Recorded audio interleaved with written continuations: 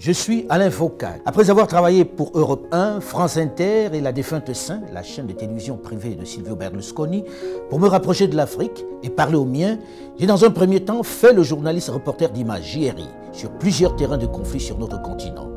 Le Congo, la RDC, ex-Zaïre, la Somalie et le Rwanda. Je suis ensuite entré à RFI où je suis rédacteur en chef adjoint, producteur des magazines Archives d'Afrique, le rendez-vous d'histoire contemporaine de l'Afrique sur l'antenne de RFI depuis bientôt une trentaine d'années, et le débat africain, qui est la tribune d'échange des Africains sur les questions politiques, économiques, sociales et culturelles. Cadre dans lequel je reçois depuis bientôt une dizaine d'années tous les profils allant des chefs d'État aux ouvriers, aux artisans, en passant par les chefs d'entreprise. Je suis également le directeur général de Phoenix Productions qui s'est spécialisé dans la production de documentaires liés à l'Afrique. Question de rompre un peu avec cette fatalité qui veut que depuis la nuit des temps, l'histoire de la chasse soit toujours racontée du point de vue du chasseur. Une dictature de la pensée qui a installé durablement chez nous, Africains, des complexes profonds, puisque nous ne nous voyons qu'à travers le regard de l'ancien maître. Ainsi, avec la littérature de Tarzan par exemple, nous avons accepté l'idée d'un blanc roi de notre jungle, qui était d'ailleurs le seul à parler le langage des animaux.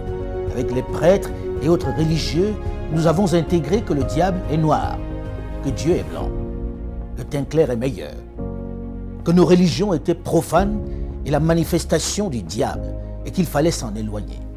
La plupart d'entre nous avons intégré que nous sommes moins intelligents que le blanc. Nos sœurs et nos mamans ont intégré le fait que les perruques, les moumoutes, longues et blanches, étaient plus beaux que leurs cheveux naturels. Il est venu le moment de sortir de cet obscurantisme. Il est venu le moment pour une jeunesse désormais bien formée et ouverte sur le monde, d'élaborer le narratif des Africains, de raconter notre histoire, de magnifier nos valeurs, de vulgariser notre savoir, notre conception de la vie. Bref, de récupérer la parole qui nous a été arrachée et de parler de nous, sans complexe, avec fierté. C'est pourquoi j'encourage les jeunes à produire autant qu'ils le peuvent, que ce soit dans la littérature, la culture ou dans le domaine de l'audiovisuel. Les programmes sur nos médias doivent ressembler à nous.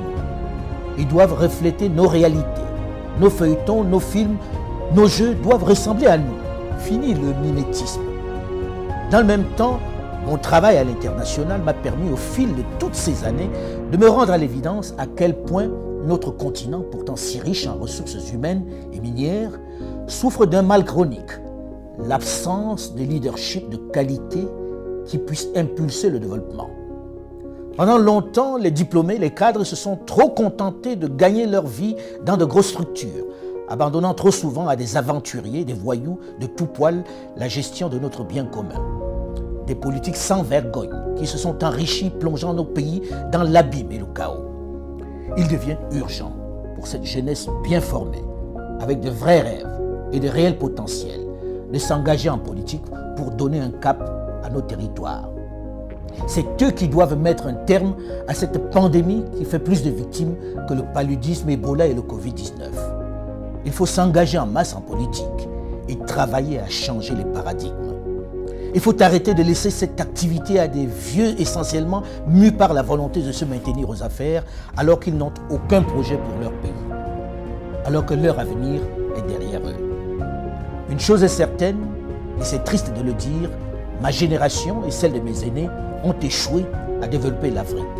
Mais vous, les plus jeunes, aurez moins d'excuses puisque vous avez les armes pour renverser la vapeur. La balle est dans votre camp.